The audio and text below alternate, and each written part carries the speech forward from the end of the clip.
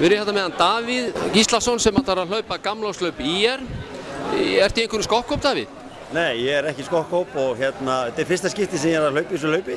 Og hvattur til þess í kirkjuhlaupi sem ég tók þátt í núna á annan jólum.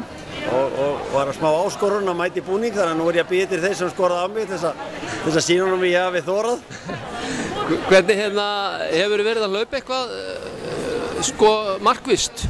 Já, ekki neitt sérstaklega. Ég mér meira til ánægju og halda manni svona frá hliðarspikinu og halda manni gangandi og þetta náttúrulega góð hreyfing og gaman að þessu þegar maður sérstaklega í svona stemningu svo hér. Það frábær stemning og búningar og kannski ekki bæði svona blanda því sem að keppast á tíma og líka það að hafa bara gaman að því. Þannig að maður reynir að fara í svolítið hlaup, það gaman að því.